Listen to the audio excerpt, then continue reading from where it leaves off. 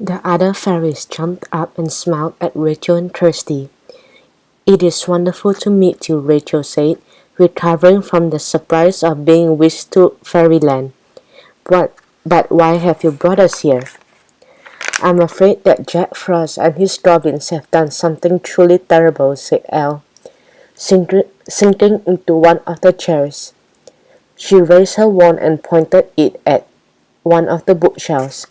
A large book swept itself off the shelf and opened in mid-air to a big blank page. As it hovered there, blurry pictures began to appear on the page. As the pictures grew clearer, the girls each drew a sharp breath. "It's a picture of this library," said Kirsty, "with Jack Frost and his goblins sitting around inside." Rachel added, "What did they do?" "They took our most precious belongings," said Elle. The girls watched the picture in the book. Jack Frost undid the golden clasp of a wooden box. He raised the lid and scooped the contents into a bag, laughing, and he handed the bag to a goblin, threw the box on the floor, and left the library. The picture faded, and the book closed itself and slotted back into its place on the shelf. "What was in the box?" asked Rachel.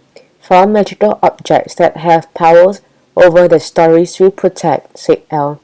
"Whoever holds the objects has control over the stories. We use them to make sure that the stories go as they are supposed to, so every story ends happily." "What is Jack Frost using them for?" Kirsty asked. "He and his goblins are using our magical objects to actually go into the stories and change them," said Elle. "They want the stories to be all about them." Kirsty and Rachel exchanged a worried glance. "So that's why there was a goblin in the Thumbelina story," said Rachel. "They could spoil the stories forever," said Elle, looking very upset. "We have to do everything we can to stop them, and that is why we thought of you.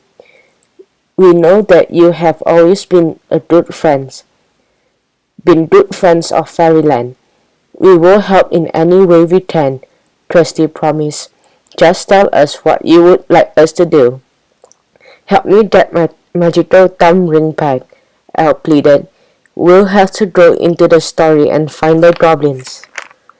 "Into the story?" Rachel repeated. "Is that possible?" Elle gave a little smile.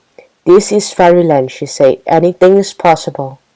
She flicked her wand and another book flew from the shelf and into her waiting hands.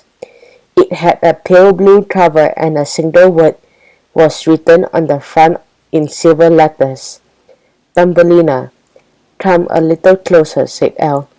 Rachel and Kirsty stood on either side of her, and then she waved the wand. In a cloud of rainbow-colored glitter, the girls were swept inside the story of Thumbelina. Kirsty and Rachel found themselves standing in a cottage. White lace curtains covered the tiny windows, and there was a jug of wildflowers on the wooden kitchen table. "Oh, we are humans again," Rachel exclaimed. "Yes," said Elle. "The storybook world is the same size as the human world. Look." She pointed to a little walnut shell on a nearby windowsill. It was even smaller than she was. "This must be Thumbelina's bed," Kirsty exclaimed, hurrying over to examine it. "Yes, look, Rachel, there is a tiny pillow and a beautiful quilt made from a rose petal." Rachel came forward too, and then paused. "Do you hear that?" she asked. "It sounds like someone crying." "Maybe it's Thumbelina," said Kirsty.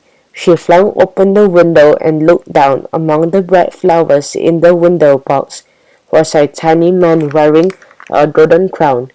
His face was buried in his hands, and he was crying as if his heart was broken. "It must be the flower fairy prince," said Rachel in a soft voice. "He is supposed to marry Thumbelina at the end of the story." "That's right," said Elle. "He is a cousin of the pepper fairies.